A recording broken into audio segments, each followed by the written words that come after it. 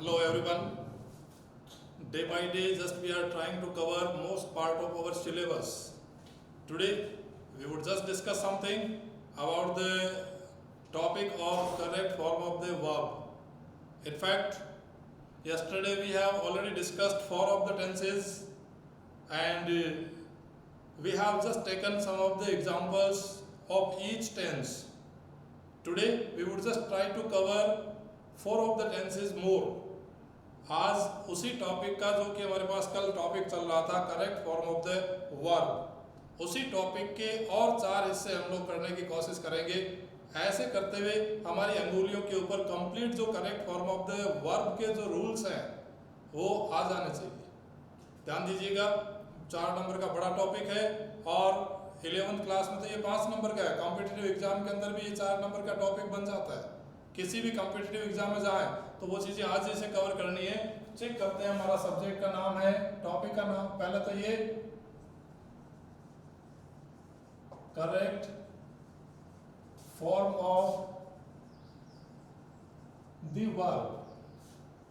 हमारा टॉपिक है correct form of the verb. In fact कुछ प्रश्न दिए हुए होते हैं जिसमें रिक्त स्थान होती है और उन रिक्त स्थानों में हमें किसी न किसी वर्ब का प्रयोग करना होता है, एक सूटेबल वर्ब का प्रयोग करना होता है।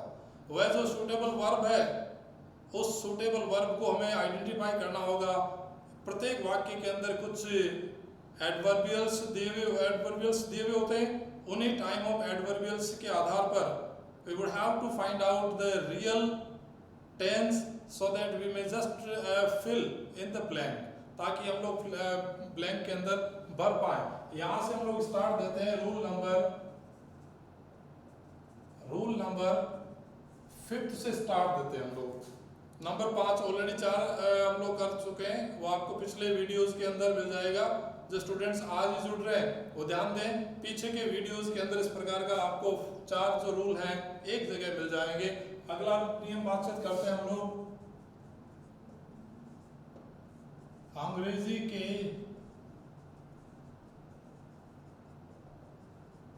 जिन वाक्यों में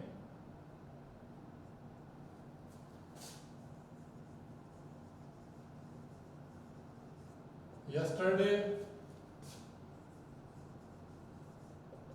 last, ago, before, when, दिया हुआ हो अथवा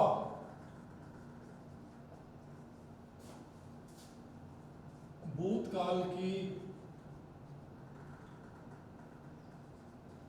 कोई घटना या सन दिया हुआ हो तो रिक्त स्थान में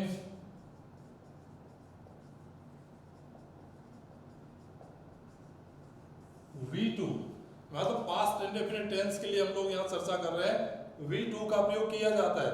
ये जो V2 है ये पास्ट इंडेफिनिट की पहचान है का प्रयोग किया जाता है।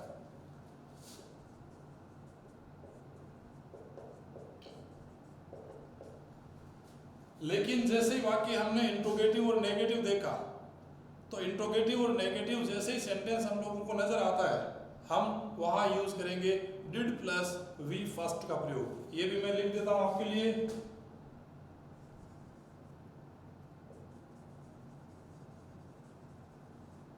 नेगेटिव और इंट्रोगेटिव सेंटेंसेस में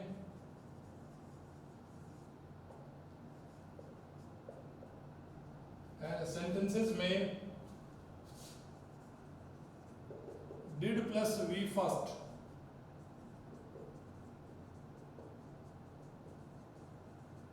का प्रयोग किया जाता है। ये दोनों स्थिति आपको चेक करनी पड़ेगी। हमारे पास जो शब्द आ रहे हैं उन शब्दों को आप आइडेंटिफाई कीजिएगा।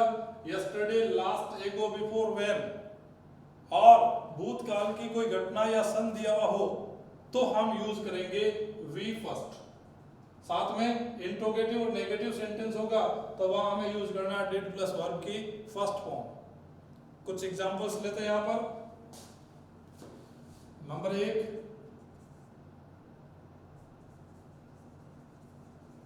माया स्टील ए रिंग यस्टरडे। यहां हमारे पास जो एक वर्ड आया हुआ है यस्टरडे, उस यस्टरडे से हम लोगों को आइडेंटिफाई करना पड़ेगा कि यहां हम लोगों को यूज करना है वर्ब की सेकंड फॉर्म। अब प्रॉब्लम हमारी दूसरी आती है कि हमें इनका सेकंड फॉर्म नहीं आ रहा है। तो इसके लिए आप लोगों को कल भी मैंने कहा था कि कुछ ऐसी क्रियाएं हैं जो स्ट्रॉन्ग है, जिनका फर्स्ट फॉर्म और सेकंड फॉर्म अलग अलग होता है, उनको हमें चेक करना है और याद करते हुए अपना कमांड उनके ऊपर लाना पड़ेगा। फिलहाल मैं यहां लिख देता हूं आपके लिए,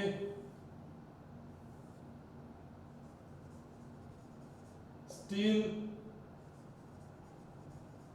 स्टोल और थर्ड फॉर्म है स्टोलन। तो अब हमारे पास वर्ब आ गई है स्टील, स्टोल, स्टोलन। हमें यहां यूज करना है सेकंड फॉर्म स्टोल। अब हम यहां यूज करेंगे स्टोल और हमारे पास ये नंबर लाने जैसा वाक्य बन गया है। क्यों स्टोल क्यों भरा हमने?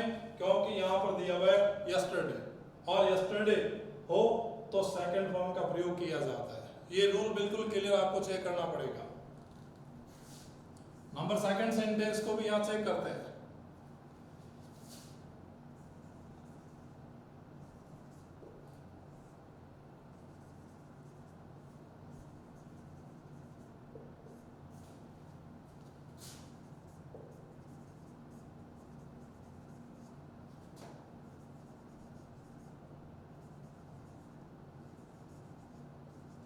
इस बार हमारे पास लास्ट आ गया, और यदि आप उन एडवर्बियल्स को देखें तो यस्टरडे के बाद जो लास्ट लिखा हुआ है उसी लास्ट के साथ वीक शब्द जोड़ा हुआ है।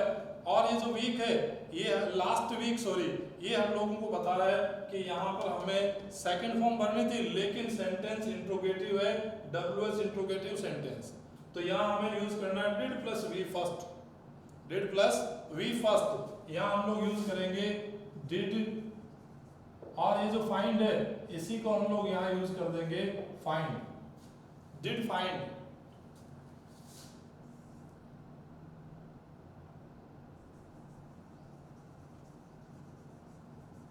कैलाश, कैलाश नॉट पे his fee in 2019। अभी जो टाइम चल रहा है वो 2020 का है, वो प्रेजेंट टाइम है, और 2020 के कंपैरिजन में 2019 जो है वो पास्ट का समय है। यहां हमें दिया हुआ है कोई घटना या सन दिया हुआ हो, घटना या सन, या हम लोग वर्ष कर सकते हैं।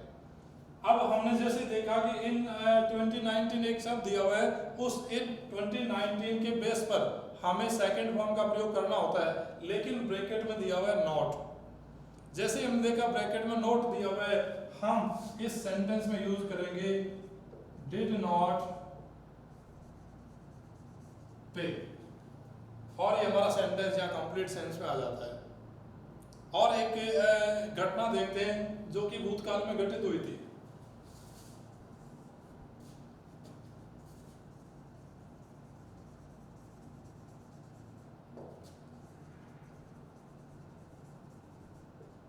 Mahatma Gandhi start many movements। अब ये जो सेंटेंस आया हुआ है, इस सेंटेंस में आपको चेक करना होगा कि जो महात्मा गांधी शब्द है वो अपने आप में एक भूतकाल की बड़ी घटना है। अंग्रेजों के विरुद्ध उनका योगदान हमारे देश में अभूतपूर्व है। तो जैसे हमने महात्मा गांधी देखा तो उस स्टार्ट का सेकंड फॉर्म हमें देखना पड़ेगा। ये घटना जब आ जाए भूतकाल की तो हम सेकंड फॉर्म का प्रयोग करते हैं। यहाँ स्टार्ट का सेकंड फॉर्म आ जाएगा स्टार्टेड। ये Mahatma Gandhi started many movements. Mahatma Gandhi ने अनेक आंदोलन प्रारंभ किए। मूवमेंट्स आंदोलन। लास्ट सेंटेंस देखते हैं इसका।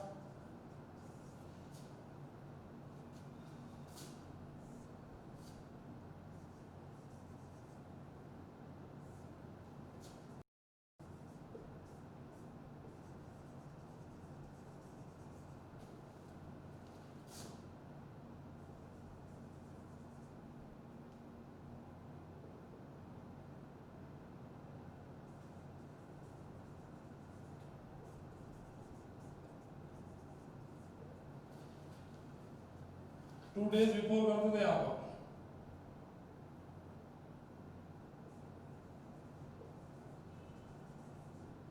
Two days before. अब ये जो शब्द आ रहा है हमारे पास टू डेज बिफोर, यहाँ लिखा हुआ बिफोर। इस बिफोर के होने के कारण हमें यूज करना है वर्ब की सेकंड फॉर्म। लेकिन ये दिया गया सेंटेंस जो है वो इंट्रोगेटिव है। इंट्रोगेटिव पीछे लगा हुआ है इंट्रोगेटिविटी साइन, इंट्रोगेशन मार्क या क्वेश्चन मार्क सीधा सा कहें तो हमें यहाँ यूज करना पड़ेगा डिड, और ये वर्ब की फर्स्ट फॉर्म यहाँ पर आ जाएगी डिड गेट। ये कंप्लीट हमारे पास में पास्ट इंडेफिनिट टेंस के जो सेंटेंसेस हैं वो एक बार के लिए हम लोग इसको क्लियर कर लेते हैं। यहाँ पर अगला सेंटेंस, अगला टेंस लेते हैं।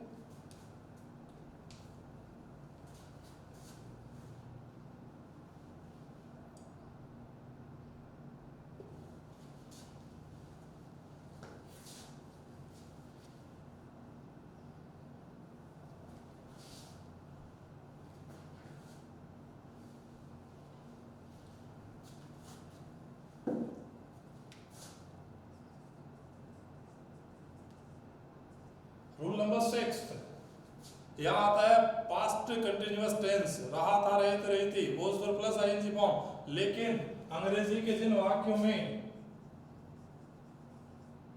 while प्लस सब्जेक्ट दिया हुआ हो तो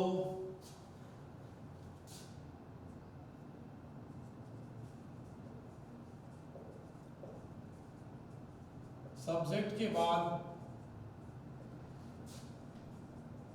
was were plus ING form का प्रयोग किया जाता है। ये पहला जो बेसिक जो रूल है हमारे पास में, वो बेसिक रूल ये है कि जैसे हमने देखा कि वाइल आया हुआ है, वाइल के बाद सब्जेक्ट है और सब्जेक्ट के बाद रिक्त स्थान आई हुई है। दोनों जैसी चीजें हमारी स्थिति स्पष्ट हो जाती है कि हमने was were plus ING form नजर आ रहा है तो निश्चित तौर से इसके बाद में ING form, was were plus ING form का प्रयोग किया जाएगा। कैसे, थोड़ी देर बाद करते हैं। यहाँ एक नोट हम लोग और डालते हैं। नोट, यदि वाक्य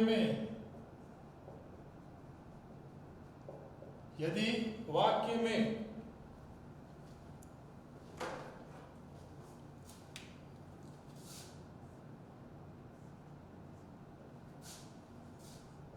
at that time, at that moment,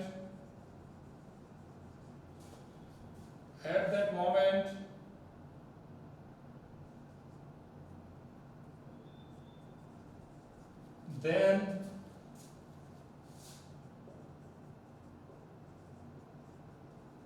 जैसे शब्द हों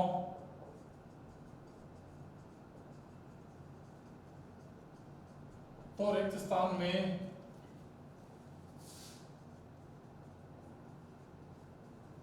was were plus ING form का प्रयोग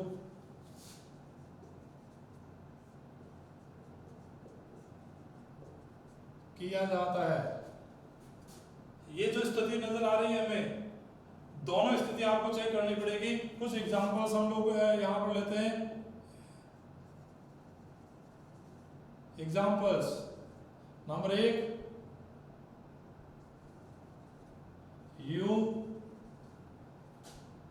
sew a snake while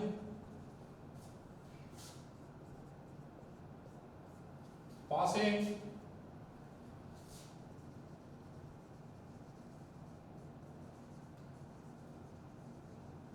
through the forest।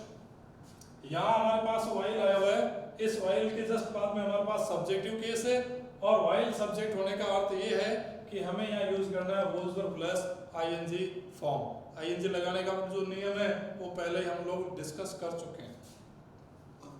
You के साथ वर आता है,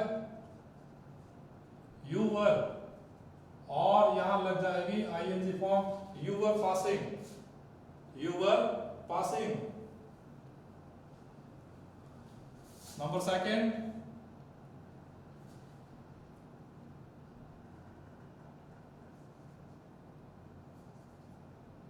she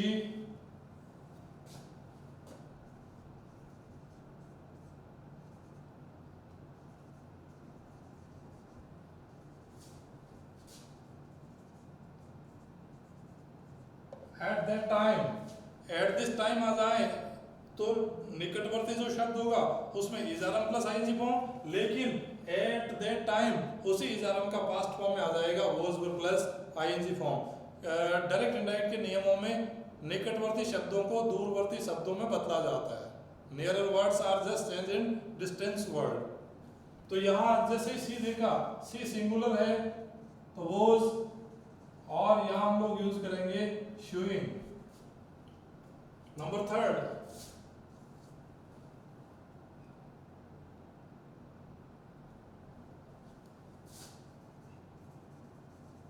while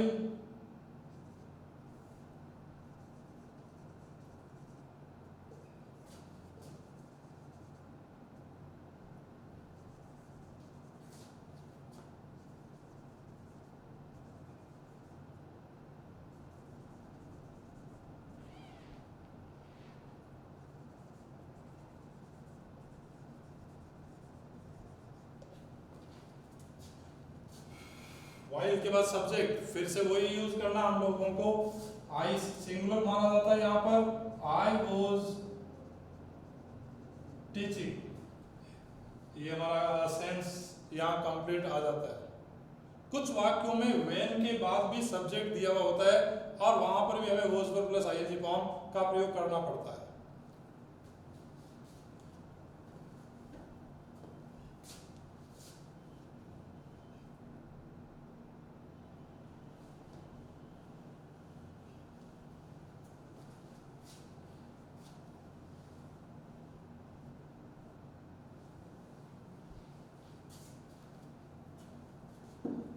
जो यहाँ नंबर 7 रूल हम लोग जो डिस्कस करने वाले हैं, इन 7 रूल के अंदर हम लोग चेक करेंगे कुछ विशेष स्ट्रक्चर है, कुछ पार्टिकुलर स्ट्रक्चर्स हैं हमारे पास में। उससे हमें पता चलेगा कि यहाँ पास्ट परफेक्ट टेंस को हमें अप्लाई करना है। कैसे है, एक नज़र यहाँ पर हम लोग डालते हैं। नंबर 7 रूल, नंबर ए, यहाँ हमें देखना पड़ेगा बिफोर और उसके बाद सब्जेक्ट और रिक्त स्थान। एक सेंटेंस इसके पहले भी दिया हुआ रहेगा।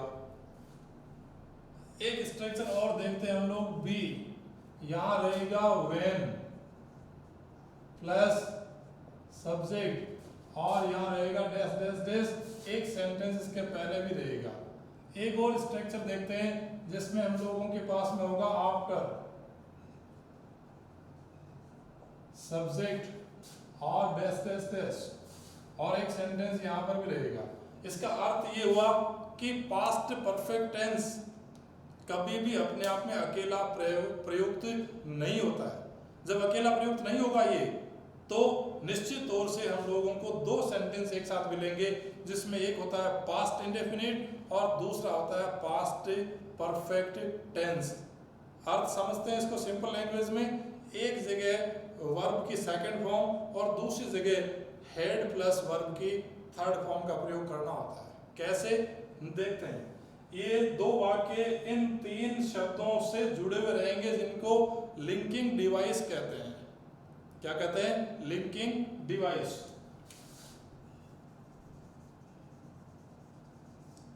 लिंकिंग डिवाइस, ये शब्द लिंकिंग डिवाइस के रूप में काम कर रहे हैं, या इनको कंजक्शंस कह सकते हैं। ये वाक्यों को जोड़ रहे हैं तो कंजक्शन कह सकते हैं।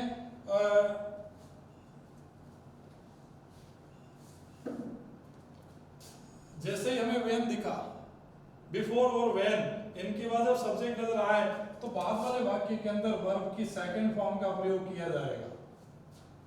यदि पास्ट इंडेफिनिट एक जगह काम कर रहा है तो दूसरे वाक्य के अंदर हेड प्लस थर्ड फॉर्म होगा। यहाँ एक और वाक्य के अंदर हमें चेक करना पड़ेगा हेड प्लस वर्ब की थर्ड फॉर्म, और यहाँ पर भी आएगा हेड प्लस बी थर्ड, और यहाँ थोड़ा आएगा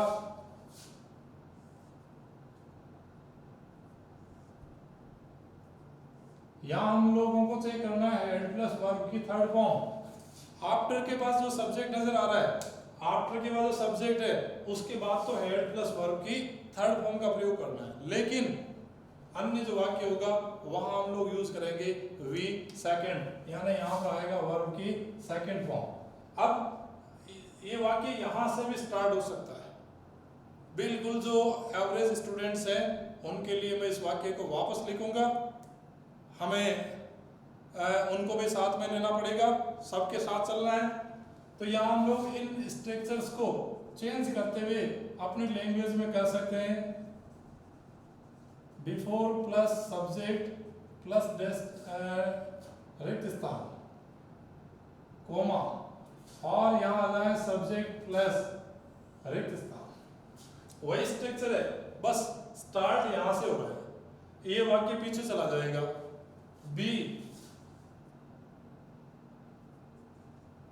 यहां पर हम लोग यहाँ स्टार्ट देखें व्हेन प्लस सब्जेक्ट प्लस रिक्त स्थान, और यहाँ जाए कॉमा और सब्जेक्ट प्लस फुल स्टॉप। ये आफ्टर से भी सेंटेंस स्टार्ट देते हैं हम लोग। आफ्टर प्लस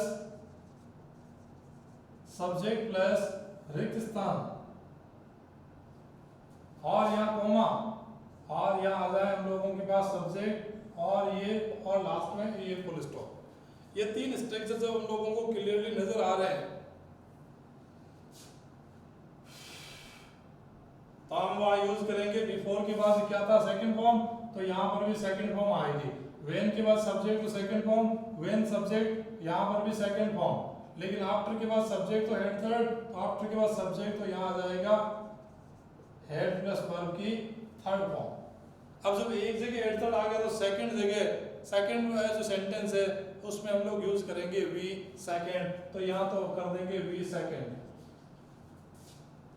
लेकिन यहाँ वी सेकंड ऑलरेडी आया हुआ है, तो अन्य जो वाक्य है, सेकंड जो सेंटेंस है दूसरा वाक्य, वहां हम यूज करेंगे हेड प्लस वर्ब की थर्ड फॉर्म।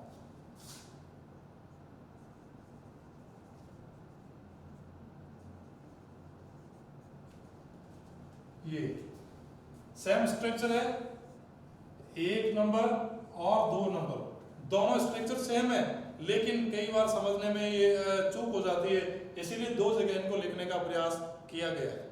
एक वाक्य हम लोग यहाँ पर लेंगे और इनको अप्लाई करते हैं एक सेंटेंस।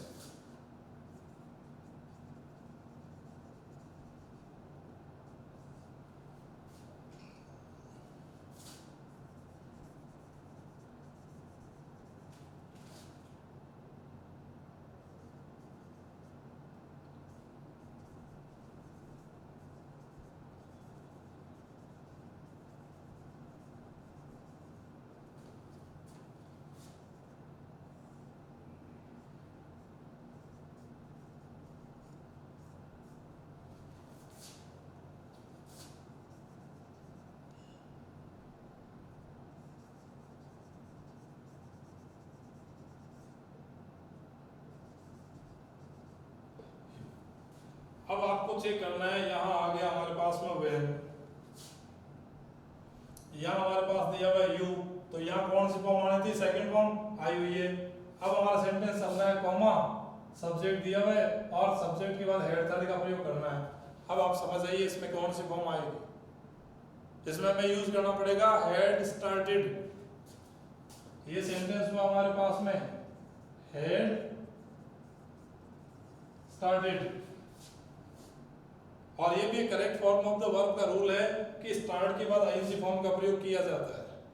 तो हेड स्टार्टेड टीचिंग, जैसे ही आपने मोबाइल को स्विच ऑन किया, मैं पढ़ाना शुरू कर चुका था, तो आपने लेट किया, मैंने उसके पहले कोई काम और स्टार्ट कर दिया था। ये होता है पास्ट परफेक्ट टेंस, यानी भूतकाल से पहले भी कोई और काम होता है, वो कहलाता है पास्ट परफेक्ट, यानी हेड प्लस वर्ब की थर्ड फॉर्म। एक सेंटेंस और लेते हैं,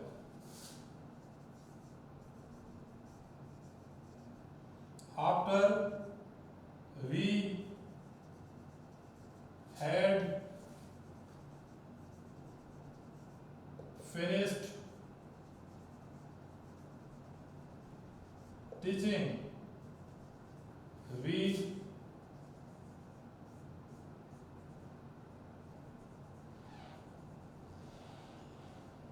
house। अब देखिएगा आफ्टर के बाद सब्जेक्ट और had third. After we had finished, जैसे ही हमने पढ़ाना खत्म किया, हम घर चले गए। पढ़ाने का काम जो है वो पहले खत्म हुआ, उसके बाद घर जाने का काम हुआ है। यहाँ बन जाते हैं हमारे पास दो वाक्य। यहाँ गो का सेकंड फॉर्म वेंट, ये वाक्य बन गया हमारे पास में वेंट।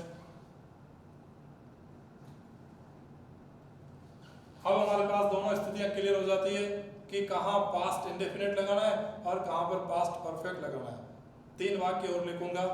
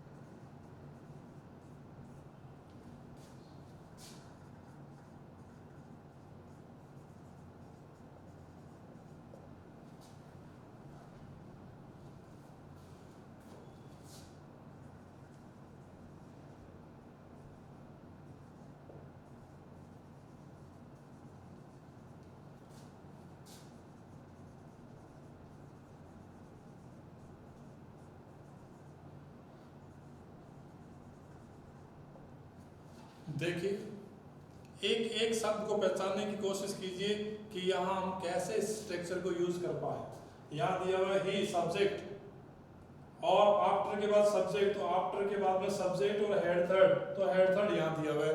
तो ये दोनों चीजें हमारी क्लियर हो रही है। ये हुआ हमारे पास में सब्जेक्ट और यहाँ आया हुआ है हेड प्लस वर्ब की थर्ड फॉर्म। तो अन्य वाक्य में हमारे पास आएगा वर्ब की सेकंड फॉर्म। अब स्विम का सेकंड फॉर्म आना चाहिए हम लोगों को, आई ए में बदल जाएगा और थर्ड फॉर्म के अंदर ये यू में बदल जाता है। स्विम, स्वयं, स्वम। एक वाक्य और,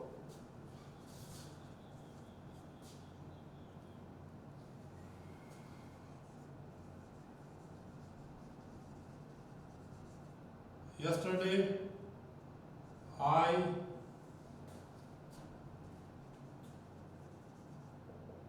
write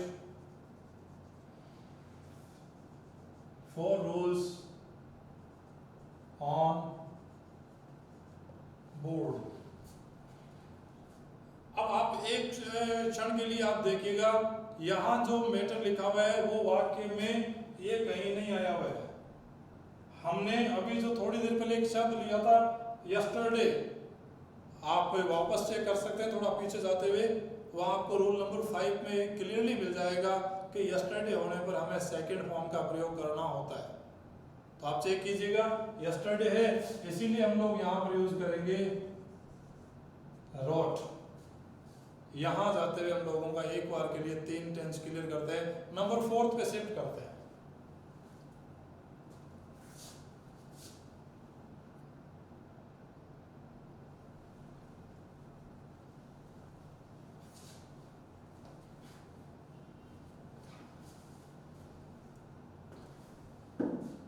अंग्रेजी के जिन वाक्यों में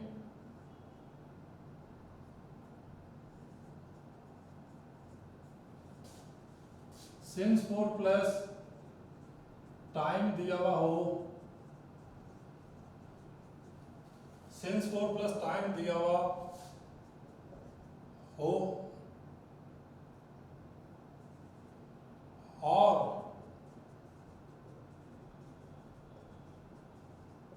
दिए गए वाक्य में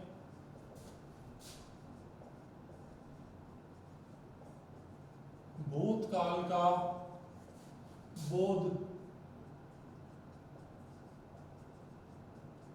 होता हो। दो स्थितियां चेक करनी होगी। पहली स्थिति तो अभी भी वो की हुई है कि सिंस 4 प्लस टाइम दिया हुआ हो, तो ये वाक्य तो हमने नंबर 4 टेंस में भी देखा था। सिंस 4 प्लस टाइम आ जाए तो has you plus been plus ING form का प्रयोग करते हैं। लेकिन यदि भूतकाल का बोध होता हो, उसी वाक्य में भूतकाल का बोध होता हो, तो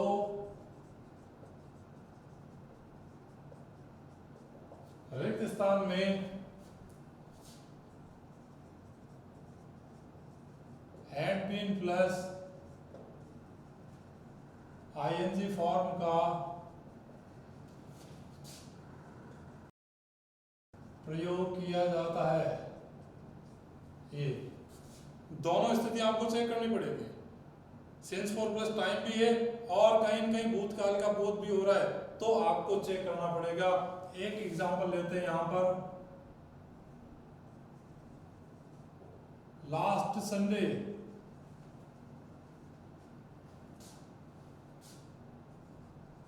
वी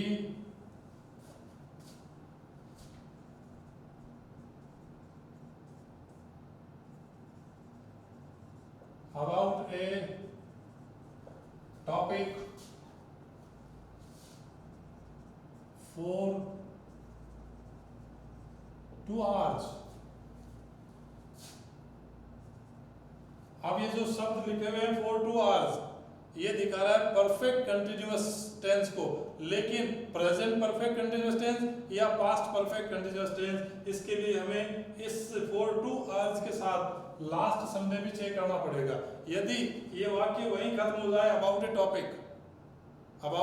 टॉपिक पे खत्म हो जाए, तो हमें इस वाक्य के अंदर यूज करना पड़ेगा सेकंड फॉर्म, क्योंकि ये नहीं आ रहा है। सपोज कीजिए ये वाक्य यहाँ से स्टार्ट हुआ, तो हमें इसमें नंबर 4 रूल के हिसाब से हैज बीन हैव बीन के साथ आईएनजी फॉर्म का प्रयोग करना पड़ेगा। यहाँ हमें यूज करना है लास्ट के कारण पास्ट और for 2 hours perfect continuous tense को दिखाएगा। यहाँ हम यूज करेंगे had been ING, had been discussing. ये पूरा सेंस यहाँ कंप्लीट हमारे हो जाता है। लेकिन इसी वाक्य को मैं वापस लिख रहा हूं और आप चेक कीजिएगा ultimately what we have just done here, हमने यहाँ पर क्या किया है। Number 2, last Sunday comma we discuss about a topic, full stop. एक और सेंटेंस लिख देता हूं, उसके बाद डिस्कस करते हैं। वी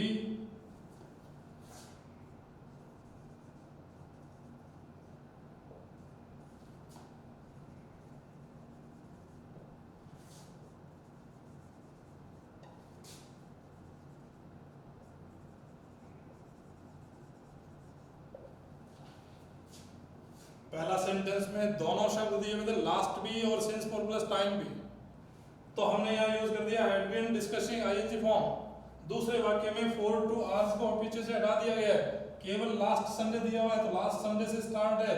इसका अर्थ नंबर 5 वाला रूल आप देखें, वहां आपको मिलेगा सेकंड फॉर्म का प्रयोग करना है। तो इसी डिस्कस का हम यूज कर देंगे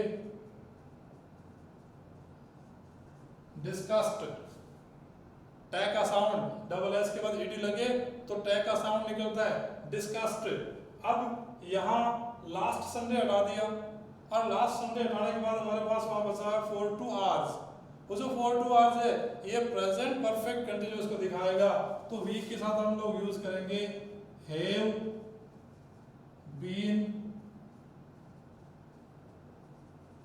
डिस्कसिंग। यहां जाते हुए ये तीनों सेंस आपको समझना पड़ेगा कि हमने कंपैरेटिवली यहाँ पर क्या किया है, तुलनात्मक रूप से हमने यहाँ क्या किया है।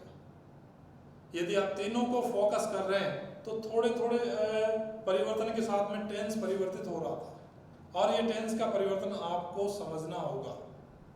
दो वाक्य यहाँ पर मैं आपके लिए लिखूंगा और यही टॉपिक को हम खत्म करेंगे थोड़ी देर में।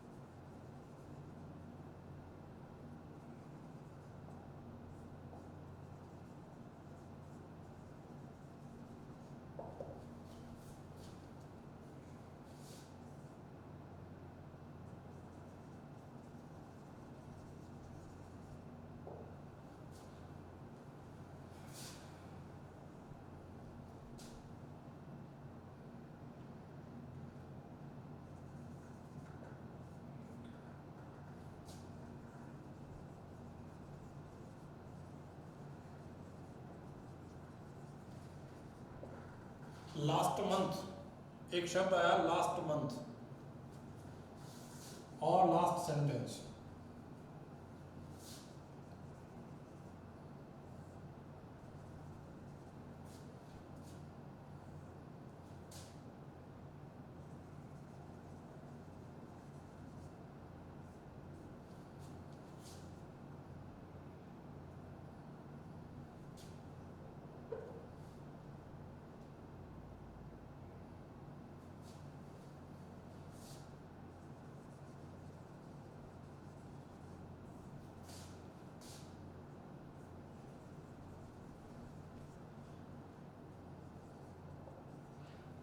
इन 5 वाक्यों को आप पीछे के नियमों में जाकर चेक करना और बजाय किसी प्रकार का भ्रमित या कंफ्यूजन होने के आप लोगों से निवेदन है कि आप पीछे के वीडियोस देखिए और आप अपनी नोटबुक में जो लगातार लिख रहे हैं उनके साथ भी आप अपने आप को डिस्कस कीजिए।